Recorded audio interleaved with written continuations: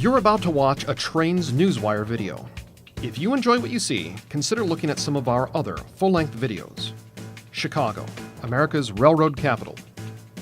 20th Century Limited. And a new collection of top-quality documentaries from producer Rich Luckin. All of these and more are available on our website, kalmbachhobbystore.com.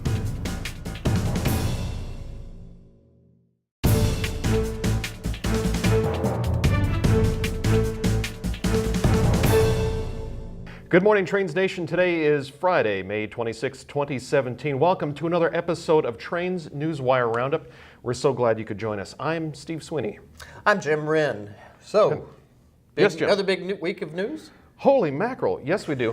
We've got 53 stories up on Newswire so far. We got at least one video up there. 53 stories. Get out. And there's, I want to start with some happy news. If you like steam, I know you like steam. Oh, do I like This was a big week for steam around the world. So, okay, off the top. Yep. 1, 2, 3, 4, 5, 6 different steam locomotive stories.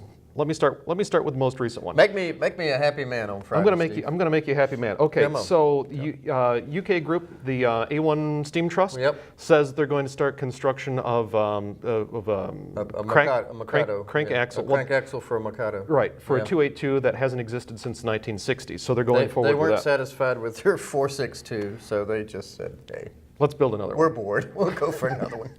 It's only going to cost $6 million. That's pretty cool. Yeah, I got to hand it to them. Yeah, I need to get over there. We ought to do more of that over here. I know we should. Not just the T1. Not just the Pennsy T1. Can we get a K5 out of this maybe? Erie K5? Right. I don't know. We'll see. Southern PS4. Or that too.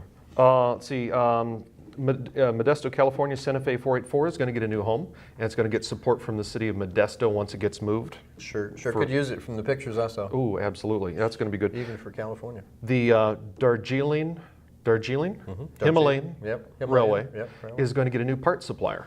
That's good. That's very good. The toy train is pretty cool. Have you been on that? I've not been on that, but that is definitely on my bucket list. Yeah. I do want to see that one. And what's really nice about that is they're going to get brand new manufactured parts of old drawings rather than just cannibalizing old locomotives, which we know is a bad thing. Yeah, that's a bad thing. So maybe they can have more of their 11 locomotives in service rather than just the 6 that they have. That'd be way cool. There's a 262 Mogul in East Jordan, Michigan, that's going to be moving to a new home, just relocating within the area for a better location. Regular steam passenger service back on the plate in Poland. Yep. Of all places. Thing. Yeah. Well, it's more than Volston. It's more than the Woolston thing. I mean, that the steam experience where you get to, be the engineer, learn to be an engineer on a regular steam passenger service. They decided they're going to bring back full steam passenger service through the region in far western Poland. Next InnoTrans meeting, there might have to be a little side trip. Yeah, that's really fun. That's next September. Well, a year from September. So yes.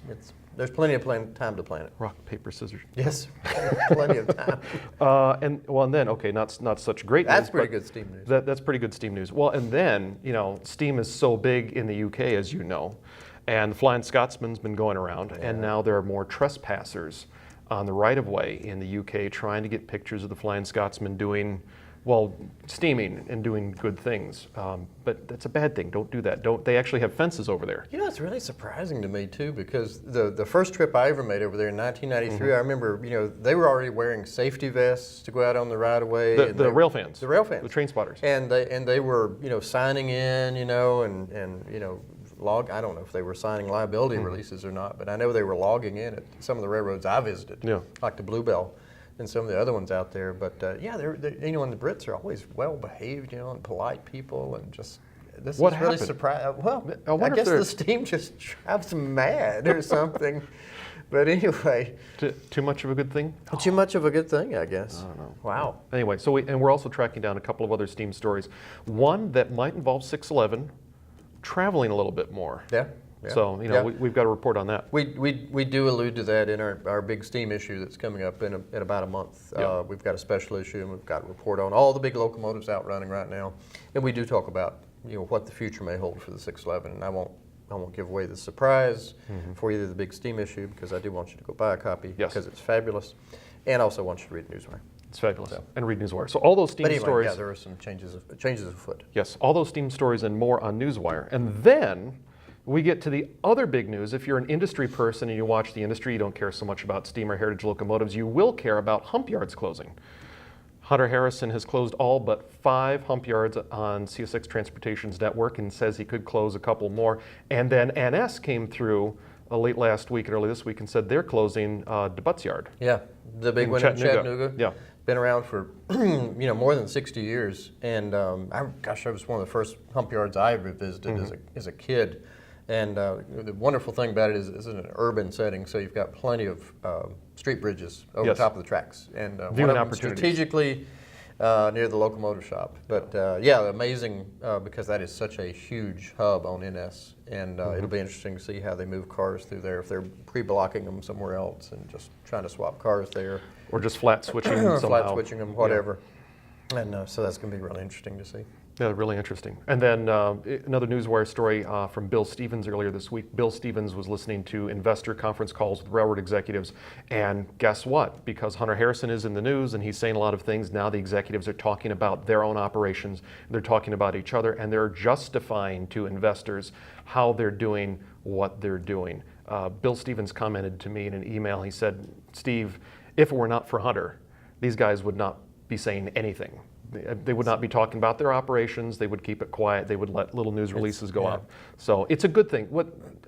Hunter, like him or hate him, he's a good thing for information, for the railroads, at least for us, so we can get it. The Hunter effect. Yes. The EHH. Bigger than we thought. Well, I've been talking a lot. What's piqued your interest so far? We talked about the shop. Also NS had a short line meeting last week and named North Shore Railroads their short line of the year. Congratulations to those guys. Todd and that group are terrific people, and just want to give them a shout out. They're getting all those awards.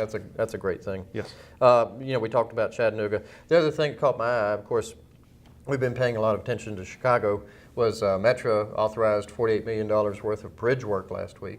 And also Amtrak announced its plans to further redevelop Chicago Union Station with some high-rise buildings and like $1 billion or something. Yeah, big change afoot there. So go check those out. All on Newswire. And then we're just going to wrap this up. The other big thing out west, if you're in California, you probably heard about this first. CalTrain is going to get electrification money from the federal government. So the first 50 miles of electrification outside of San Francisco will happen now. Contracts can go in the way, and they came in under the wire. It's like 10 days before the, I think it was 10 days before the expiration date came due on this. So good thing for those guys. A lot of big news this week. A lot of big news. So we got those stories, plenty more, and we got more coming up this afternoon. If you have news tips, be sure to send them to newswire@trainsmag.com. That's an email address, newswire@trainsmag.com. I or one of the staff will be sure to take a look at it and see if we can share it with the rest of our audience. Yeah. But for all of us at Trains Magazine, we hope you have a great weekend, and think of that. Take care on Memorial Day weekend.